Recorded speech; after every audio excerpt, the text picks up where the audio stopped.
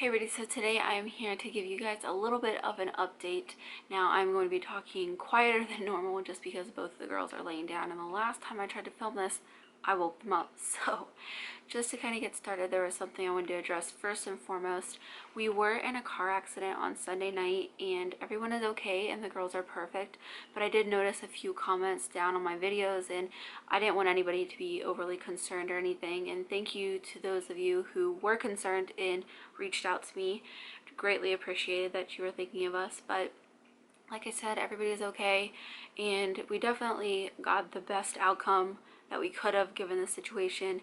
So a lot of thanks to Subaru car seat safety and my husband, because I wouldn't have trusted anybody else in that situation to drive any better than what he did. And just very grateful that everybody is okay and alive, and you know, just material things to take care of now. So we're not really sure what's going on with the Subaru yet. We don't know if it's fixable or not. We haven't heard back from our insurance. It'll probably still be another few days before we hear that, but I think the game plan, regardless of whether or not it's fixable, is to just stick with the Subaru. That thing did such an amazing job, and I can't stress it or recommend it enough how safe and amazing that car is. I mean, we weren't even going fast, so I can only imagine if you were in a serious car accident, which, I mean, I know all accidents to a degree are serious, but you know, if you were going at like a high speed or something, I can only imagine that that car would even do a better job of keeping you safe. And that's the main reason of why we are going to be staying with a Subaru. I mean, I remember walking in when I was pregnant with Sophie and we were looking at cars, and I had been driving a Dodge Neon at the time, and Mark wanted to get me something safer for when we had Sophie. And I remember walking in there and they tell you all these stories of all these crazy things that happen and how the Subarus keep people really safe, and how these parents will do anything that they can just to stick their kid in one. And you know, and you kind of hear it and you're like, yeah, like it's safe, but it's like until you are in the situation where you actually save for yourself, you understand just how much you can appreciate that. I don't think Mark could have chose a safer vehicle for us, and I really want to stick with Subaru. And now that I've seen firsthand, you know, how safe it can keep you, I just want to stick with that. Like, I trust it more now, if that makes sense. Not that I didn't trust it before, but you know, obviously there's like that sense of seeing it with your own eyes that gives you a little bit more belief in something. Everyone got checked out after the accident and everybody is fine. The only thing that came out of it, which I wouldn't even really consider an injury or anything just because it's so small, but my hand is like black and blue and a little swollen, and I busted a vein underneath one of my knuckles, and it's just because I stuck my left hand in front of my face when I was trying to protect it from the airbag. So that was my own fault. You're not supposed to do that. And I mean, I didn't do it on purpose. It was just instinct, but it did take the force of an airbag. So I would expect it to be sore and a little beat up for a few days, but it's not broken or anything serious. So that's really the only thing out of all of it, which I will take any day. Obviously, the girls' car seats have been destroyed. I made sure that my insurance wasn't going to need them or anything, which I probably would have cut the belts on them anyways, just because you never know if people are going to dispose of them properly. For all you know, your insurance takes it and throw it in a dumpster, and you know, so I probably would have cut the straps on it anyways, but they didn't want them, weren't going to do anything with them, so I destroyed them. I think I am going to keep them just for the trade-in event, and I'm going to get the coupons and give them to somebody who's going to need them, because our insurance is going to cover new seats 100%, which is awesome. Really grateful that we have, you know, awesome insurance. That is the game plan with those seats. Now, I did order Remy's car seat. It actually should be here tomorrow morning if the tracking stays on time, and I ordered her a Nuna Pippa car seat. Remy was in a Kiko KeyFit 30 infant carrier is what it's called, and we wanted a new infant carrier after she got done using that one, because that one has been through the ringer with both girls. Seriously, Sophie used to vomit all over it, and Remy is just such a sweaty girl. She sweats so bad.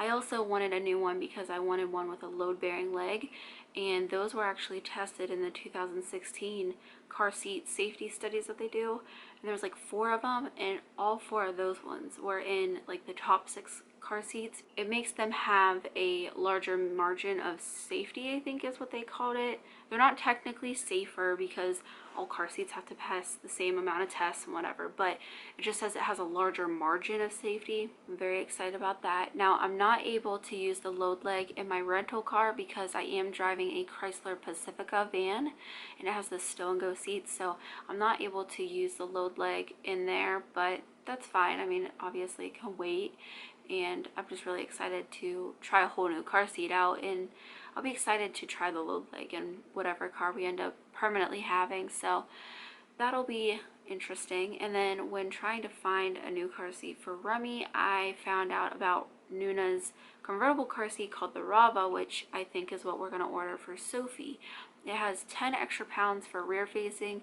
It has a 10-year expiration opposed to the 6-year on Kiko's, and it also has like a super simple seat belt install. That is like one of the only things I don't like about my Kiko Next Fit, is that it's a little complicated when it comes to seat belts. I mean, maybe that's just me, but in my opinion, that's how I feel. So it's a really crappy way to learn about and get new car seats, but I guess if you're gonna look at the bright side, at least there is that. And yeah, I think that's everything to do with their car seats. I think that's pretty much it as far as the accident goes. You know, like I said, I'm grateful that everything turned out the way it did and everyone's okay. So that's all that matters. But I did want to clear that up for you guys. I thought I would also give a little mini and quick update because I think Remy is in the process of waking up. But as far as Remy goes, I know I haven't updated you guys in a while about her, but she is doing so much better with her feeding. We have been weaned off the Nexium for about a month and a half now, and we weaned off the coconut oil about 2 weeks ago. So it has been going a lot better. I just kind of had a gut feeling that she'd be okay if I took her off the Nexium, so we did, and it went very well. And then I kept doing the coconut oil because I noticed that it did still help a lot with her, and then it got to the point where she was actually eating so frequently that I couldn't keep up with melting down the coconut oil with every single bottle or trying to put in a little bit or whatever. So I actually, for most of her bottles, I wasn't doing it, and she was taking them just fine. So I was like, I wonder if I could wean her off of the coconut oil, which we were doing it not only to increase her calories and fat, but also so she would take her bottles better, because it seemed like when there was coconut oil in them, she would eat it a lot better. I don't know if it caused her less pain because the coconut oil was in there or what it did exactly. She can't tell me, and I'm not a psychic, so I can't really know for sure, but I think it probably like coated her throat. It made it felt better. So she has been just like eating all by herself. Now she still only drinks like 2 to 3 ounces at a time, but I think that is strictly because she's now army crawling and getting into everything, and she's trying to keep up with her sister. So I think that has a lot to do with it, because when she is really hungry, she will sit there and she will kill a bottle, and she still only at the most will do like 4 ounces, but she could probably drink like a 4 or 5 ounce bottle if you give her like 20 minutes and she can keep coming back to it.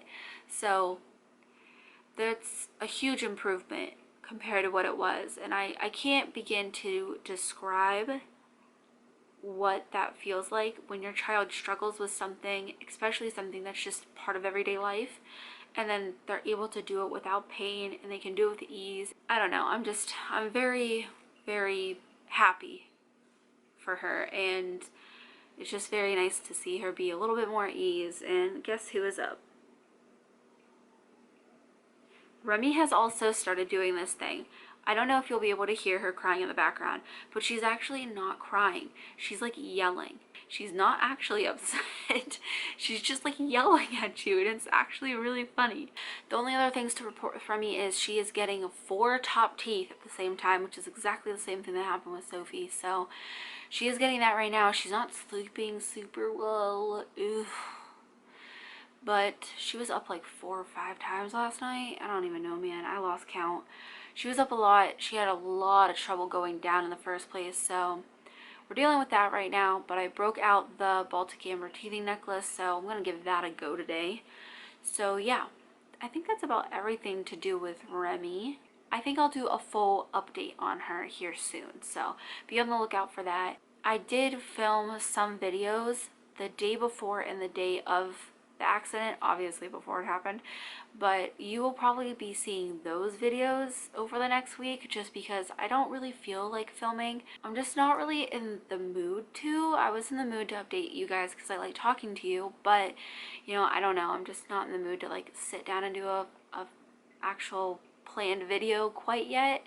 And we're obviously super busy with trying to figure everything out and what's going on with the car and stuff, so you will have content though, just know that. And as far as Sophie, she had her second birthday at the end of October, which this is a really late update, but she did. And I do have a second birthday haul that I filmed but never uploaded, so maybe that'll go up this week. And she's doing really well. I feel like I've seen a huge transition in her over the past week or two, where it's just been, I don't know, like I feel like she got more mature, if that makes sense. I'm not really sure if that does, but she's just been super helpful even without asking. She cleans up after herself. She really can understand what I'm asking of her. She can tell me what she needs when she's upset. She can explain to me things. Less and less tantrums, like significantly less tantrums. Don't get me wrong, we still have our days, still rough days, but it's been a lot better. And I don't know if it's just turning 2 or what. I don't know if maybe she had terrible 2s a little early, I'm not sure, but she has been just, I don't know, really amazing and really making me like super proud constantly. She's been super gentle and nice, but still kind of protective of her sister. So I don't know, I love watching her grow into her own little person, and it's been great. She is a little off her sleep schedule, thanks daylight savings, because that's where it all started. And now she'll lay in bed until like 10-11 o'clock, and she's not playing in her room, she's just laying there, and she won't fall asleep. So I've been trying to nip it in the butt for the past 2 days, and I think I've got her back on schedule of going to bed at 8 o'clock and waking up around 7-8 o'clock. So we shall see if she'll stick with that. If not, we're gonna have to figure something out. I hope you guys didn't mind my no makeup face and like kind of the impromptu, unglamorous video, but I definitely did want to give you guys a little bit of an update of what was going on. And you guys really gave me a lot of good feedback on my last chit chat video, and I love interacting with you guys. That is literally one of my most favorite parts of all of this, is the fact that I get to sit around and talk to you guys. It's a lot of fun, and I love interacting in the comments and everything. I also want to say, make sure you follow me on social media if you want to help me when it comes to my videos. Sometimes I'll post what video should I do, or what would you like to see, and if you would like 2 videos versus 1. I ask for your opinion a lot on social media, so if you aren't, I would go ahead and do it. I hate telling people to follow me on social media because some days are boring and I don't post at all, but I do definitely reach out when I need your guys' opinions and your help. So if you're interested in that kind of stuff, the links are always in the Dropbox. I do have a like what the kids are getting in their stocking stuffers, a skip hop review, a day in the life, and there's another one. Oh, a baby Ganix review, and I'm sure a few other videos that I have, but those are all coming soon.